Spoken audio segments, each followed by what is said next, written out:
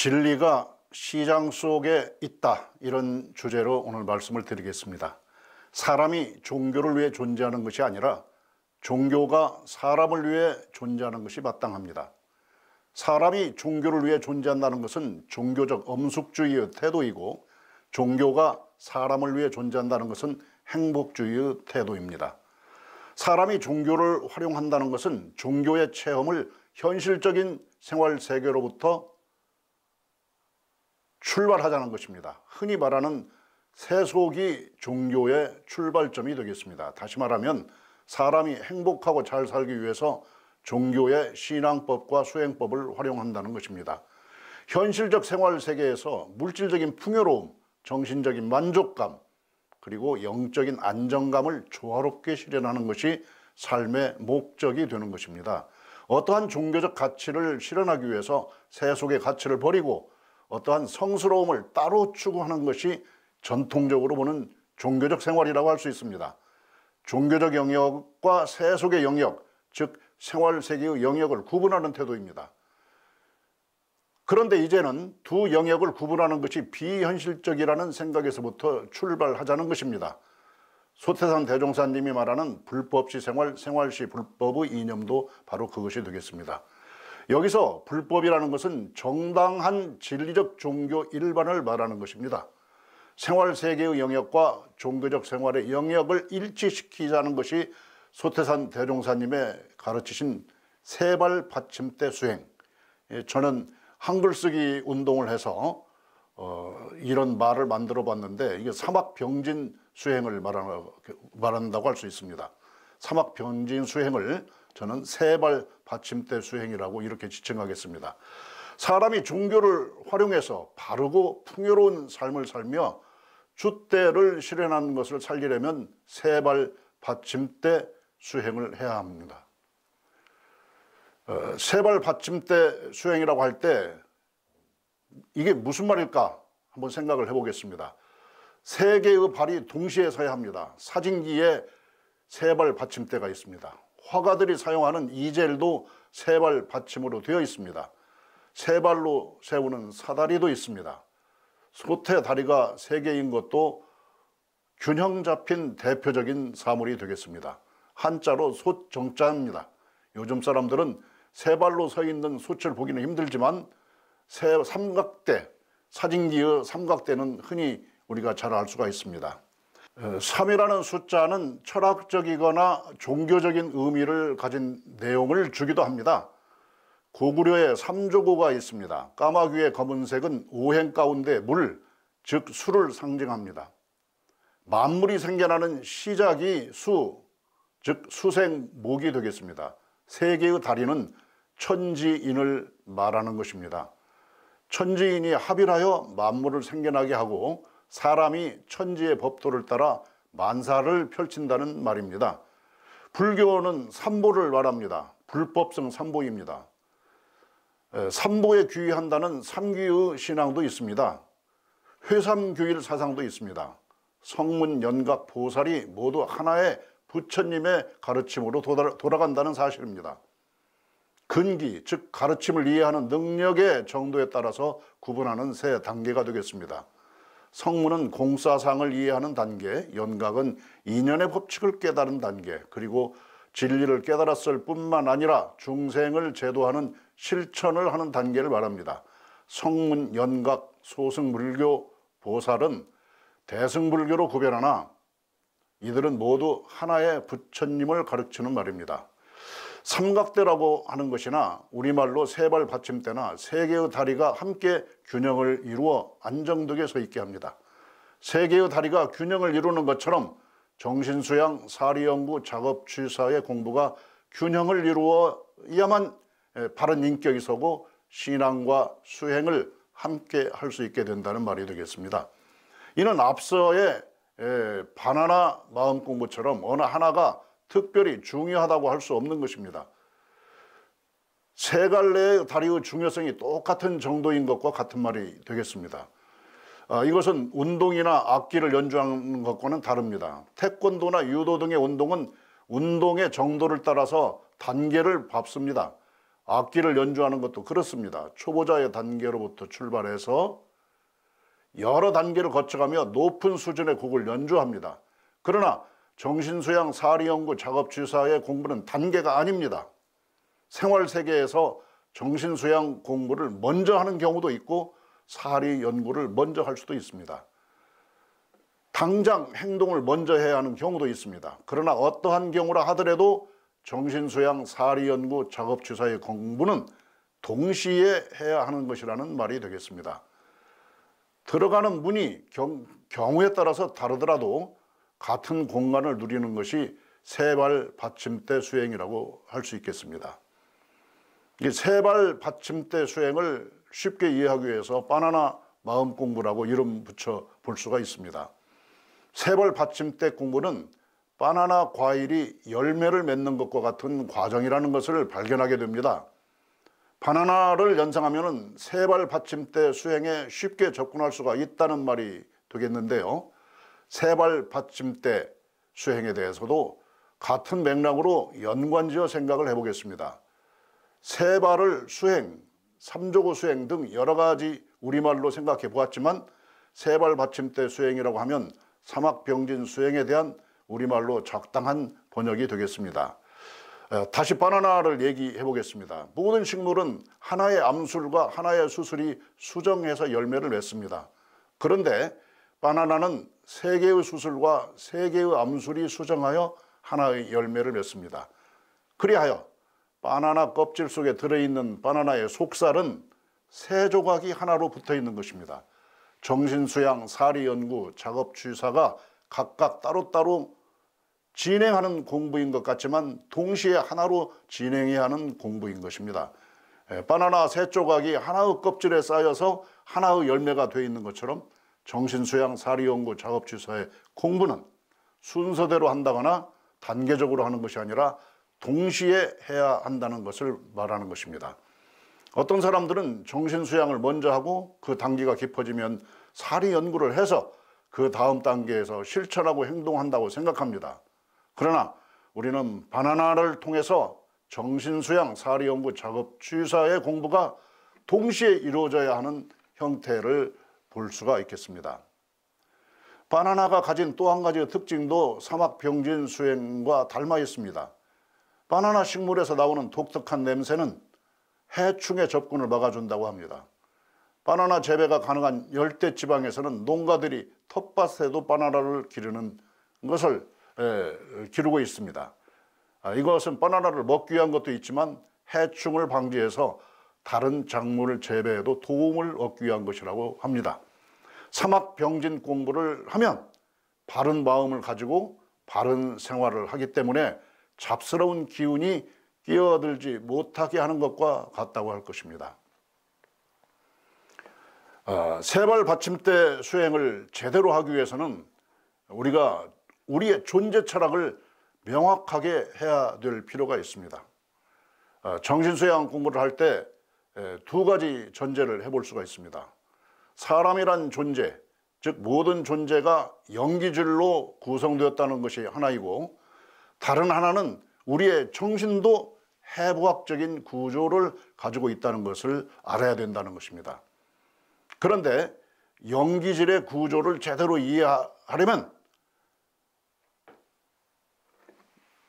정신의 해부학적 구조를 제대로 또 알아야 된다, 이렇게 말씀드릴 수가 있겠습니다. 그래서 사실상 이 두 가지 전제는 실상은 한 가지라고 말할 수도 있습니다.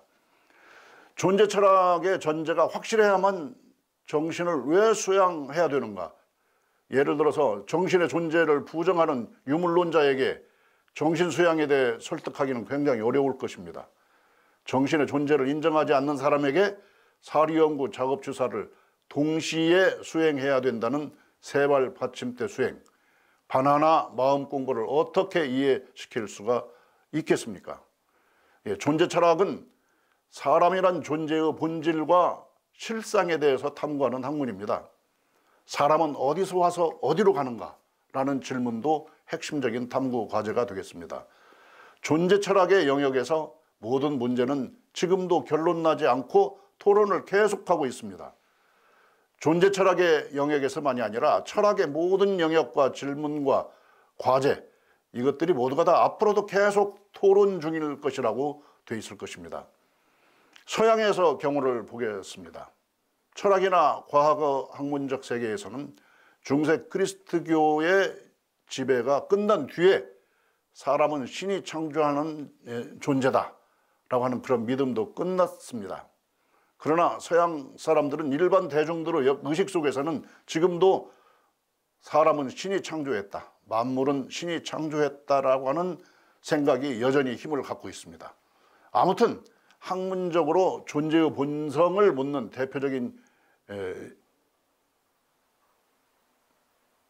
질문이 있습니다. 그래서 사람은 정신적인 존재인가 아니면 물질적인 존재인가 라고 하는 거죠. 즉 존재의 문제를 말할 때 정신과 물질이 가장 기본적인 개념으로 자리 잡고 있는 것입니다.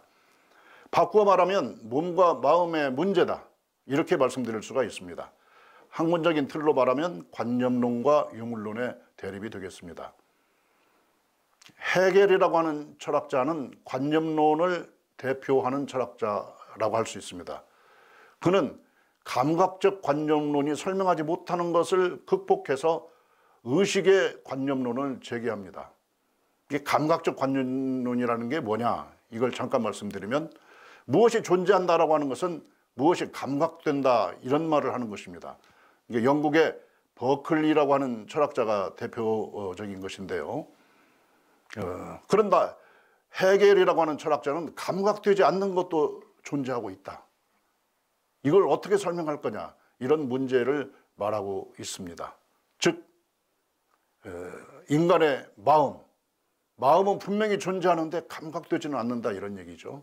여기에서 바로 존재하는 것은 의식된 것이다 라고 하는 얘기를 하게 되는 것입니다. 헤겔은 모든 존재하는 것은 나와 나 아닌 것의 관계로 되어 있다, 이런 말을 또 하고 있습니다. 이것이 바로 모순관계입니다. 모순관계라고 하는 것은 반대관계와 다른 얘기가 되겠는데, 반대관계는 중간이 성립되는 관계를 말하는 거고 모순관계는 중간이 성립되지 않습니다. 바로 그런데 모든 존재하는 것들은 나와 나 아닌 것의 관계로 되어 있다. 이게 아주 헤겔의 대표적인 학설이고, 바로 그런데 나와 나 아닌 것이 서로 대립하고 있는 상태에서만 끝난다면 존재할 수가 없다는 것이죠. 나와 나 아닌 것이 서로 통일되어야만 비로소 존재하게 된다는 것입니다. 나와 나 아닌 것이 통일되는 과정, 이것을 바로 표시한 것이 변증법이라고 이렇게 얘기할 수가 있습니다. 내가 존재하는 것은 나 아닌 것과 대립관계에 있는 상태에서 존재할 수가 없다. 나는 나 아닌 것과의 통일되면서 존재할 수가 있는 것이다.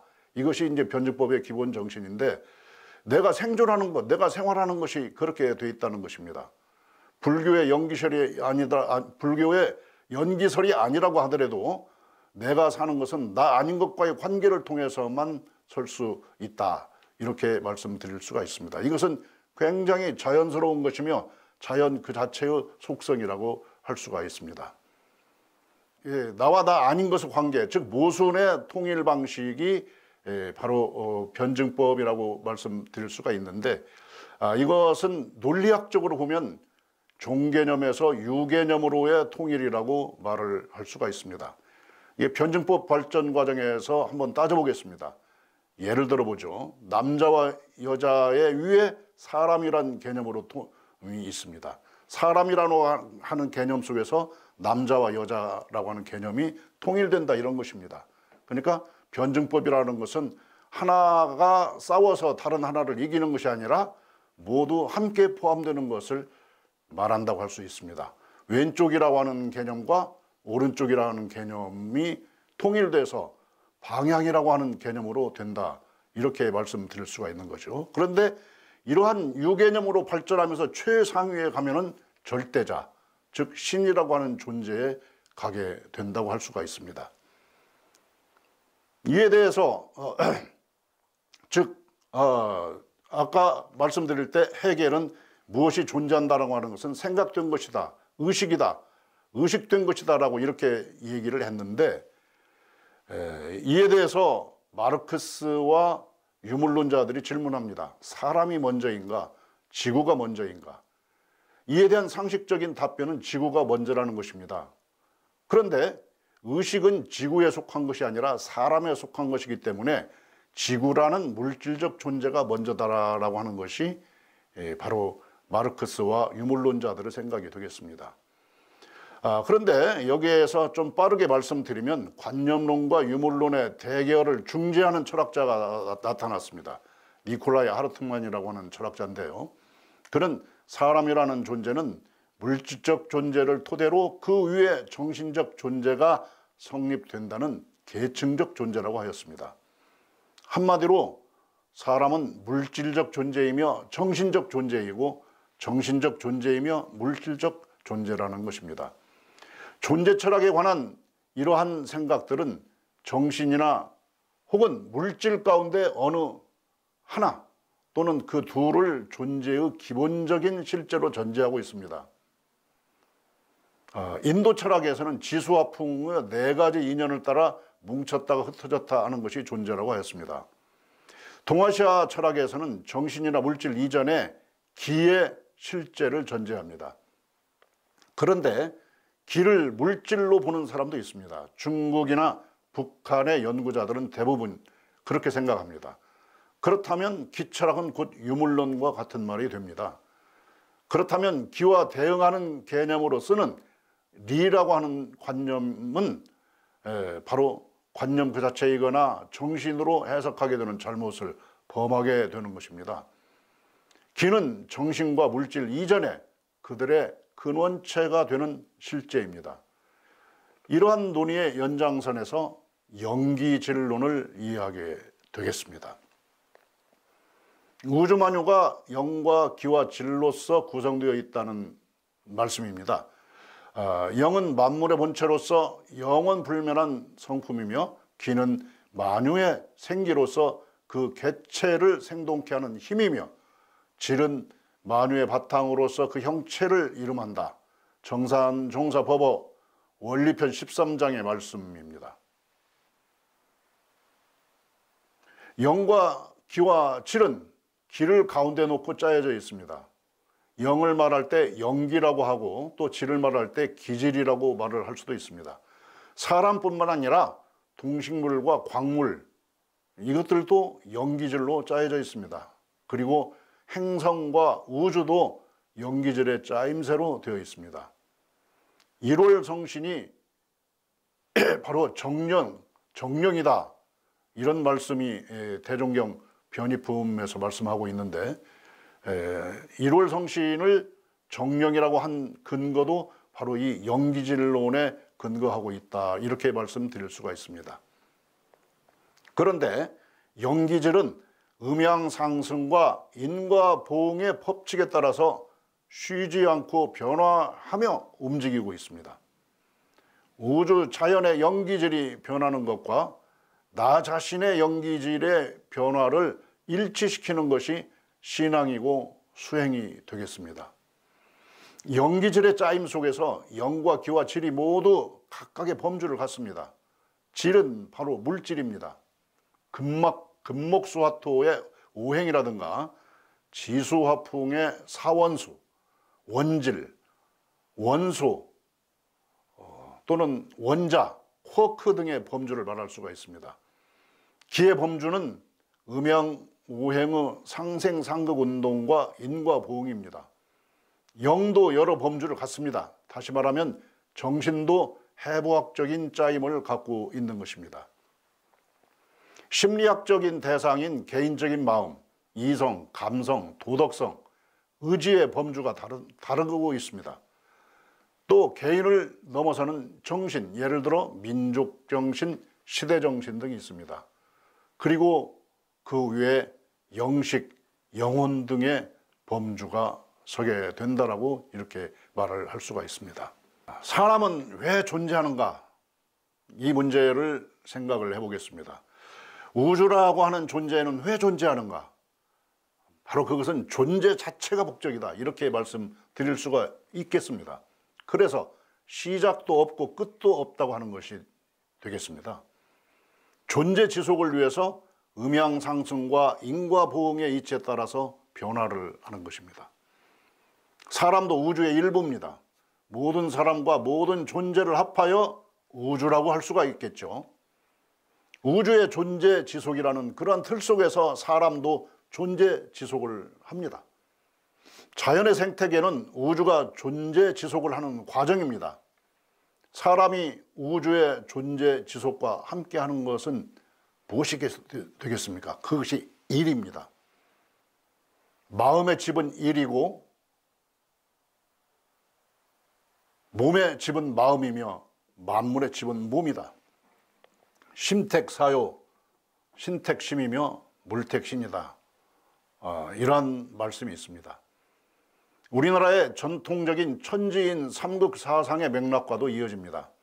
하늘의 기운을 받아 땅이 만물을 펼치고 하늘과 땅의 기운을 사람이 받아서 만사를 펼친다는 것입니다. 그러므로 사람이 마땅히 해야 될 일은 일을 하는 것입니다. 일을 잘한다는 것은 우주의 진리에 맞게 한다는 것입니다. 인과보응과 음양상승의 법칙에 맞게 일하는 것입니다. 우주와 내가 하나라는 맥락을 통하고 있어야만 인과보응과 음양상승의 이치를 나의 몸과 마음으로 실현해 나갈 수가 있습니다. 우주와 내가 하나가 되는 맥락을 잇는 방법이 바로 선이라고 할 수 있습니다. 산스크리트 말로 디아나를 중국 사람들이 소리 나는 대로 그대로 옮겨 적은 것이 선입니다. 선이라는 글자를 중국말로 읽으면 창 이렇게 되죠. 인도의 디아나, 짜나 이런 말과 비슷한 발음이 되겠습니다. 어원적인 뜻이 몸과 마음을 인정한다는 말입니다. 디아나로 하는 말이 이제 그렇다 이런 얘기죠. 몸과 마음을 안정시킨다는 수행법입니다. 고행의 수행법과는 좀 다른 것을 말하는 거죠. 그러니까 고행처럼 몸과 마음을 극단으로 몰고 가는 것이 아니라 숨을 고르게 쉬며 몸과 마음을 안정시키는 것이 바로 선수행이 되겠습니다. 이 선수행은 고행을 하는 사람들에게는 휴식의 방법이 되기도 했습니다. 그런데 인도의 버마이리어 사상은 하늘과 내가 하나라고 하는 사상인데요. 그런데 하늘과 나는 어떻게 하나가 되느냐? 그것은 숨쉬기를 통해서 하나가 된다고 하고 있습니다. 요가 수행에서 숨쉬기가 중요하다는 이유가 바로 이것입니다. 이 선수행은 동아시아로 정해진 뒤에는 진화된 수행법이 되었습니다. 도가의 단전 수령과 융합되면서 진화한 측면도 있습니다. 융합되면서 차별화하는 것이 됐는데요. 선을 하면서 몸과 마음을 안정시킬 뿐만이 아니고 진리를 깨닫는 수행법이 된 것입니다. 묵조선이나 간화선 같은 것들이 바로 이런 것들인데요. 화두를 들고 수행을 하는 간화선 이런 것입니다. 그러나 방법의 차이가 있지만 이것은 깨달음을 위한 수행이라는 점에서는 같다고 이렇게 얘기할 수가 있습니다. 자, 그러면 여기에서 한 걸음 더 나아가 보도록 하겠습니다. 사람은 일하는 존재 이렇게 말씀드렸죠. 호모 라보르, 호모 사피엔스, 호모 파베르 이런 개념과 마찬가지로 우리는 일하는 존재로서의 인간이다라고 하는 말을 이렇게 규정할 수가 있겠습니다. 일하는 존재로서는 어떻게 선을 해야 되는가? 앞서서 우리가 살펴본 바와 같이 일이라고 하는 것은 존재 철학의 근본 범주가 됐다는 것을 알 수가 있습니다. 물리계가 있습니다. 화학계가 있습니다. 그리고 생태계의 토대에서 사람이 하는 것은 문화계를 형성을 한다. 이런 말씀을 드릴 수가 있습니다. 그리고 물리계, 화학계, 생태계에는 우리에게 보이지 않는 수학계가 있습니다. 이것들이 모두 수학의 법칙으로 표현할, 수로 표현할 수가 있게 되어 있습니다. 근데 그 수학이나 수학의 법칙은 안 보이지 않습니까? 그것이 대응하고 있습니다. 이게 문화계에도 보이지 않는 영과 기의 세계가 대응하고 있다고 할 수가 있겠습니다. 사람이 하는 일은 문화계를 이루는데 문화계를 만드는 것도 바로 우주의 본성을 실현하는 것입니다. 물리화학 생태계의 변화가 우주의 본성을 실현하는 일과 같은 것입니다. 일이라고 하는 것은 본능적인 생존을 위한 일을 넘어서는 것입니다. 물론 본능적인 생존을 위한 것도 일이라고 말할 수는 있겠죠. 이것은 동식물이나 동식물들이 만들어가는 생태계에서도 일어납니다. 사람도 생존을 위해서 생태계에 속할 수가 있습니다. 사람의 일은 여기에 더해서 의식적이며 가치를 실현한다는 것입니다. 사람이 실현하는 가치는 우주의 진리를 나타내는 것입니다. 즉 우주의 진리가 사람을 통해서 가치를 드러낸다는 것입니다. 이것도 우주의 존재 방식입니다. 바꿔 말하면 우주는 사람의 가치의식을 일깨워서 우주의 진리를 실현하면서 존재를 지속하는 것입니다. 그렇기 때문에 사람은 자기의 일을 우주의 진리에 맞게 실현해야 한다고 할 수가 있겠습니다. 그렇게 하려면 음양상승과 인과보응의 진리를 알아야만 할 수가 있습니다. 사리 연구를 해야 된다는 말이죠. 그리고 음양상승과 인과보응의 이치를 알려고 한다면 몸과 마음을 안정시켜야 된다. 우주의 기의 흐름과 일치시켜야 한다. 바로 정신수양을 해야만 한다. 사리 연구나 정신수양이 동시에 돼야 된다는 이런 말이죠. 우주의 사이클과 나의 사이클을 맞춰야만 정신수양이 되고 그렇게 해야만 모든 사리가 밝아지게 된다. 이런 말씀이 되겠습니다.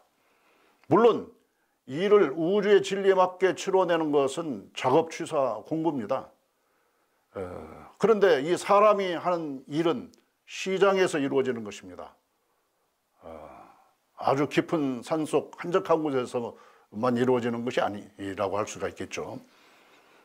그렇다면 시장 속에서 우주의 진리를 찾아낼 수가 있다라고 하는 얘기가 되겠습니다. 시장 속에서 진리를 찾아내서 실천하는 것이 무시선, 무처선 공부라고 할 수가 있습니다.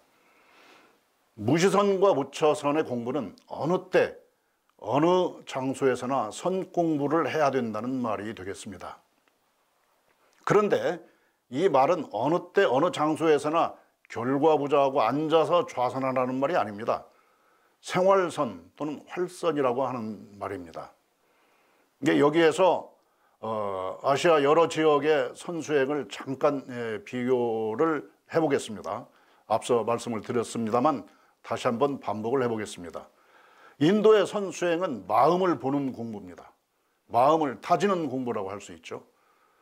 동아시아의 불교, 흔히 대승불교라고 얘기하죠.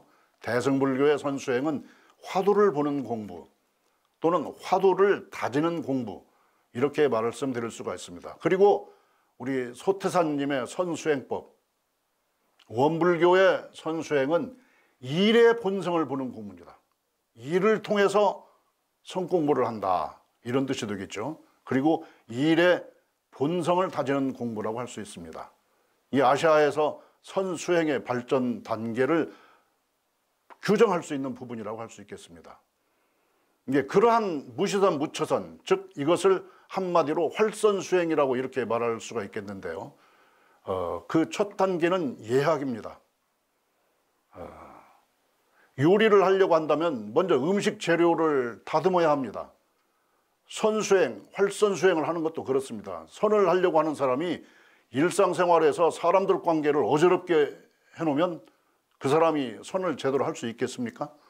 사람의 관계를 질서 있게 유지하는 것이 예의 기본이 되고 있습니다. 예전에서도 말씀드리죠. 예라고 하는 것은 하늘 이치의 절문이다. 바로 예라고 하는 것도 우주의 질서에 따라서 정해진 것이다, 이런 말씀이 되겠습니다. 예학도 우주의 질서에 따라 가지고 그것도 사회의 질서에, 그것에 따라서 사회의 질서도 유지된다고 하는 것입니다. 동아시아의 전통적인 사상은 법으로 다스리는 사회보다 예로 다스리는 사회를 더 이상적인 사회라고 보고 있습니다. 예학을 실천해서 사람들과의 관계를 공경심을 가지고 절도 있게 유지하는 것, 이것이 활선을 시작하는 의미가 될 수가 있겠습니다. 활선 수행의 2단계는 윤리 실천입니다. 선수행을 하는 사람이 일상생활에서 윤리적인 생활을 하는 것도 전제돼야 됩니다.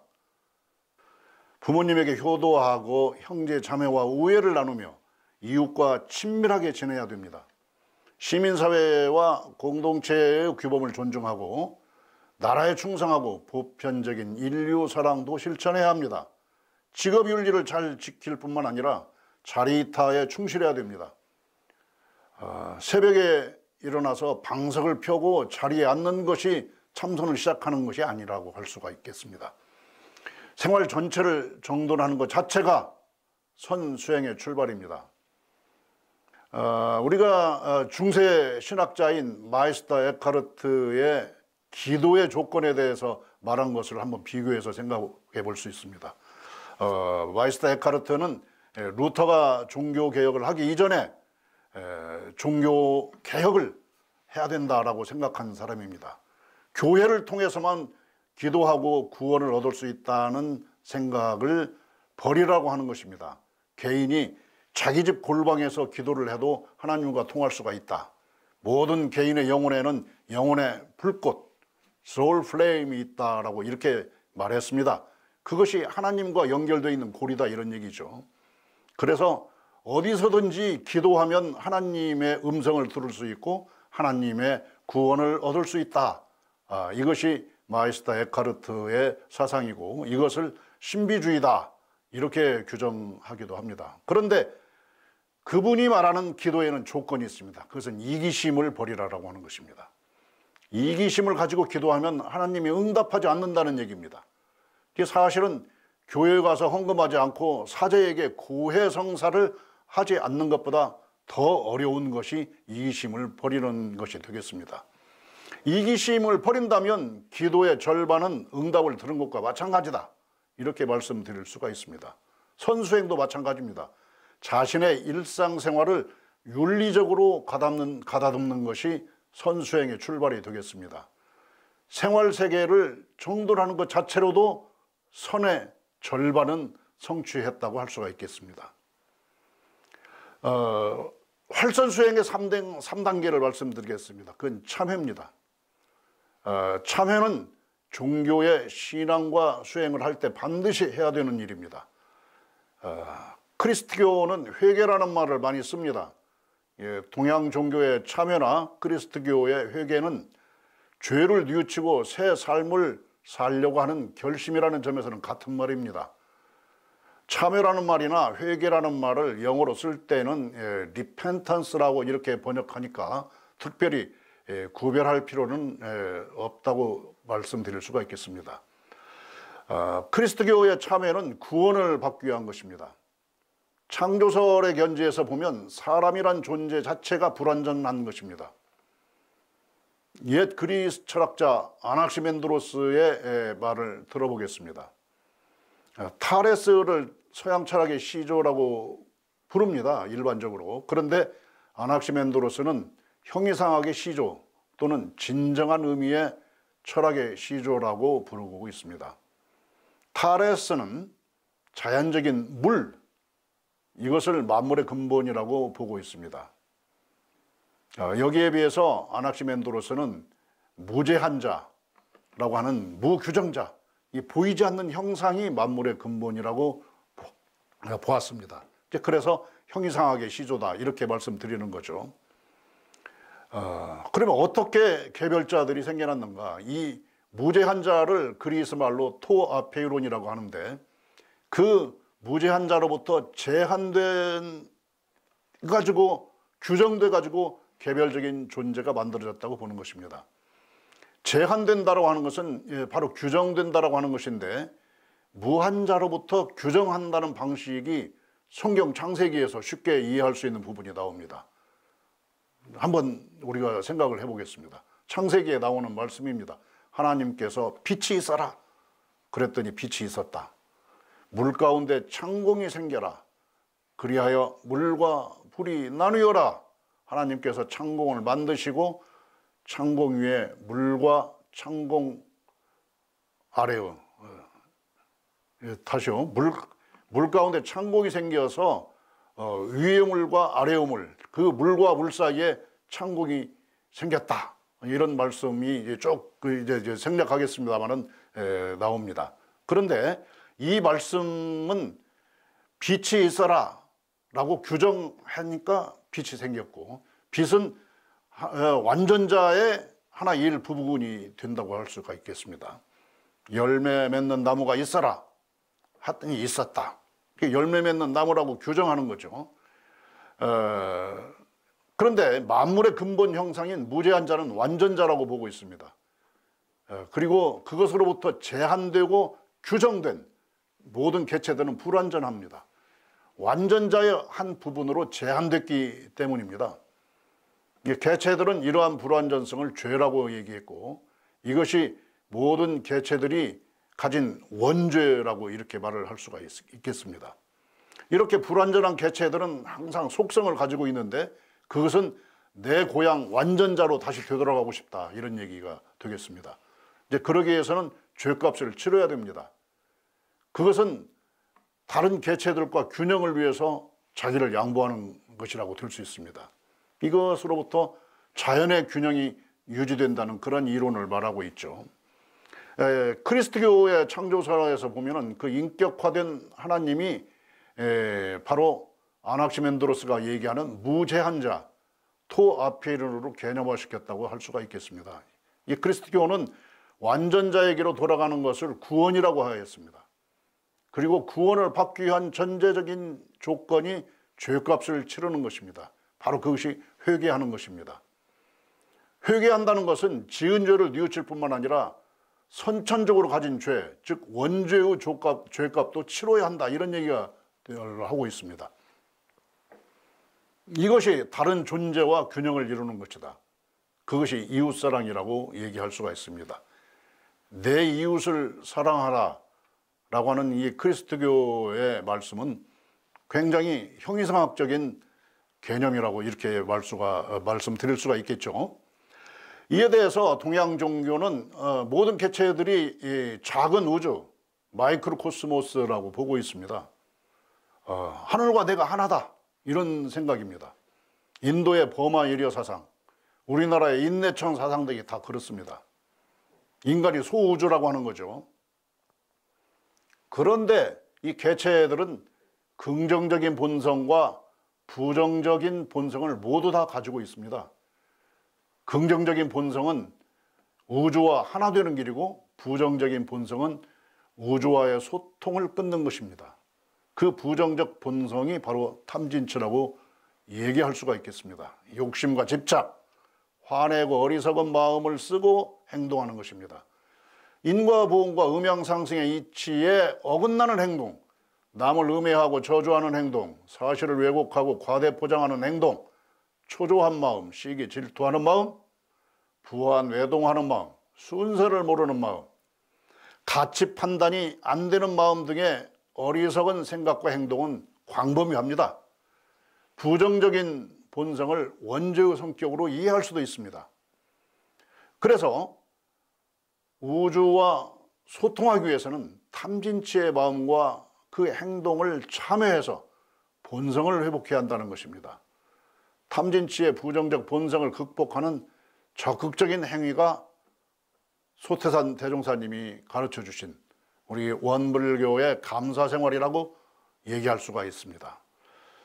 조금 전에 그리스도교의 형이상학적 사랑에 대해서 말씀드렸습니다만, 이것이 바로 우리 원불교의 감사의 형이상학이라고 말씀드릴 수가 있겠습니다.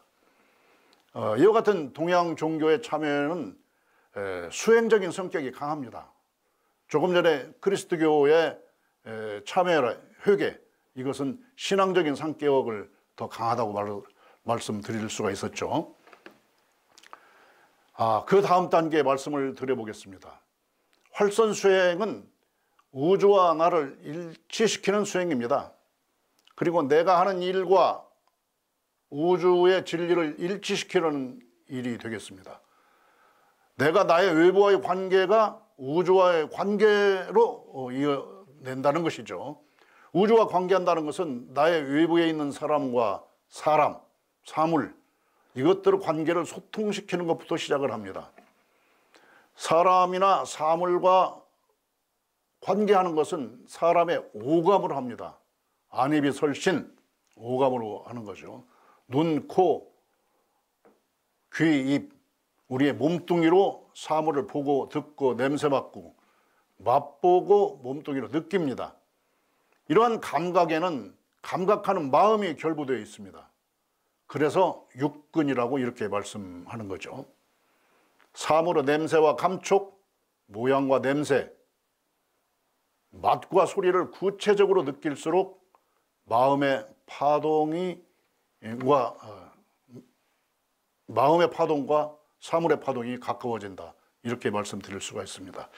여기에서 오늘 구체적으로 말씀드릴 만한 시간은 안 됩니다만 말씀드릴 수 있는 것은 우리가 사은신앙이라고 하지 않습니까? 천지, 부모, 동포, 법률의 네 가지 은혜를 구체적으로 느끼는 것입니다.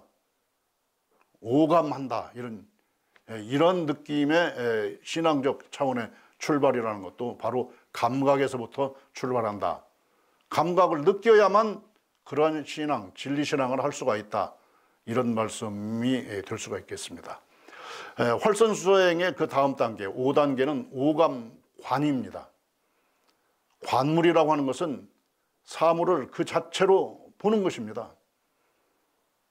나의 지식이나 나의 편견이라고 하는 안경을 가지고 사물을 보지 말고 내가 그 사물 자체가 되어보라는 말이 되겠습니다. 일단 감각을 하면은 그 다음 단계로 그렇게 갈 수 있다는 얘기죠. 나의 의식을 강하게 집중해서 사물 속에 들어가 보는 방법이 되겠습니다. 여기서도 오감을 느낄 수 있지만 그것은 생리적인 것이 아니라 관념적인 것이 되겠습니다.